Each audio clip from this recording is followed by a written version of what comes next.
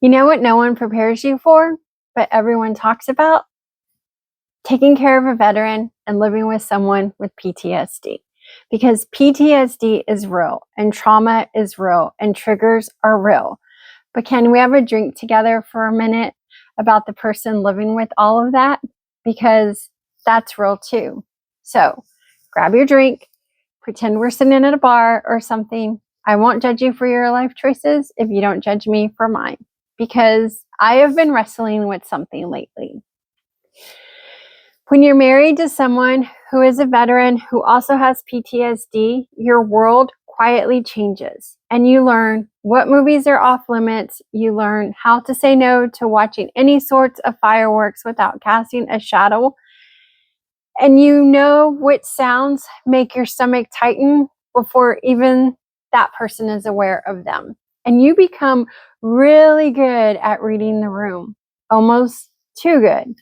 And after a while, you don't even realize that you've rearranged your whole nervous system around someone else's. And that's not a good place, because you've become so focused on protecting their peace that you stop asking whether your own needs are met. And I am in that season right now, because my husband has been on a downward spiral for about 1.5 years. If you've ever loved someone who is struggling with PTSD or any mental health challenge, you know what happens.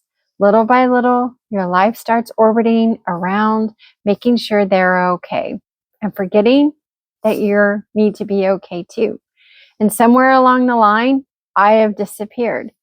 And not overnight, but slowly. I stopped working out because I was waiting for us to work out together.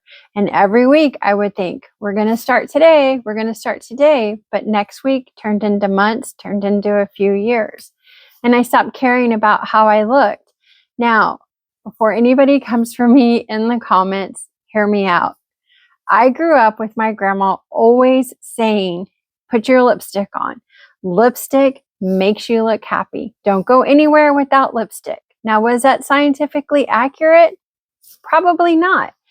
But it was my grandma's theology, and I loved it because she believed in taking care of yourself and that it mattered. And somewhere in the middle of trying to hold my house together, I stopped wearing lipstick. And I didn't even notice. And my husband didn't notice either. And honestly, no shade to him. He's been fighting his own battle, and he's been trying to survive. And this isn't about blaming him or casting shade on him or anything. It's realizing that neither one of us noticed I was quietly fading into the background. And that moment woke me up wasn't looking in the mirror. It was looking through my camera roll, because I needed a photo to use as a headshot for work, and I couldn't find any good photos of myself for the past 1.5 years. You know, and that just struck this lightning bolt. And it wasn't because I have aged, and it wasn't because maybe I have a few more wrinkles or a few more gray hairs. It was because I look mentally exhausted, like someone whose light had been dimming for a long time. My face was telling a story that my mouth hadn't been brave enough to say. And that's when it hit me. I have spent the last 1.5 years protecting my husband's mental health and all of our kids while quietly neglecting my own. And I can't keep living like that. It's exhausting. And here's where my dark humor kicks in, because how else am I going to cope? My anxiety has become so organized that it has its own Google Calendar, like today's color code is red. And today she's going to be effective. Today she deserves a performance review. Today she deserves a fucking brownie. But that's the funny part. The serious part is that mental health is sneaky.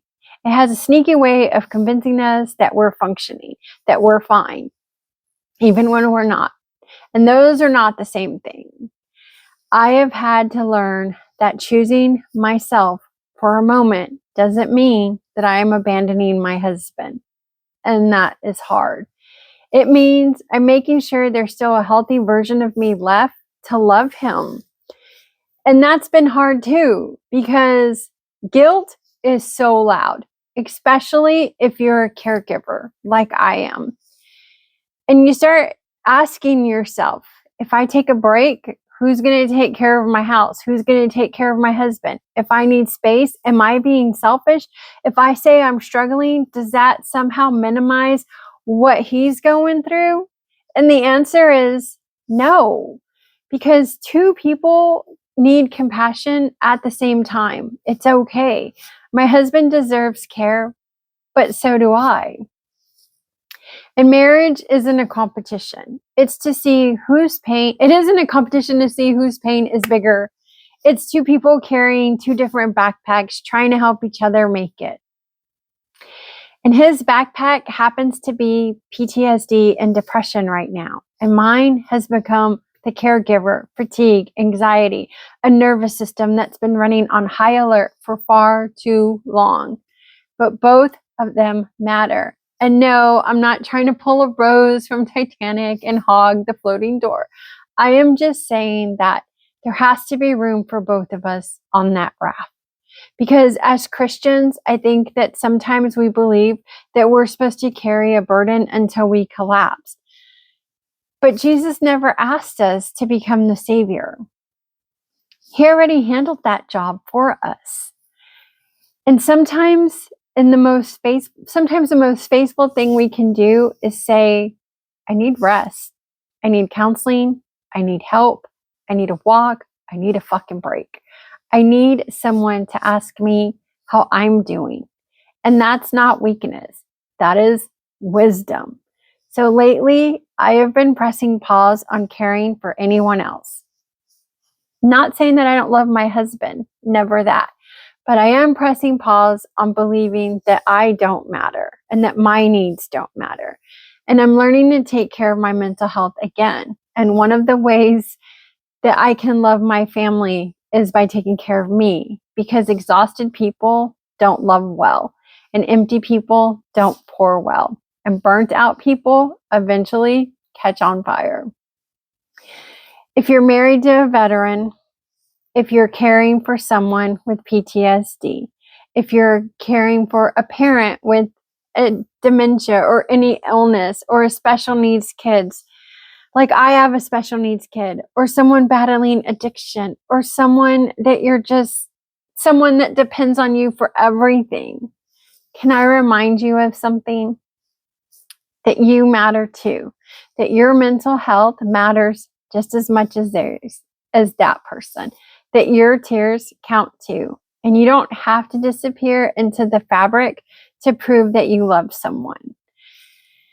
There's room for everyone on the raft, okay? Thank you for sitting with me today.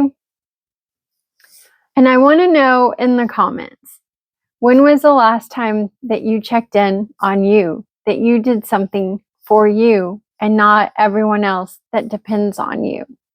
Because maybe it's time that we've started asking the caretakers how they're doing and if they need help. Now, go put your lipstick on, and if you're a man, put on whatever makes you happy. Kindly consider liking and subscribing to my channel, and I'll see you next time.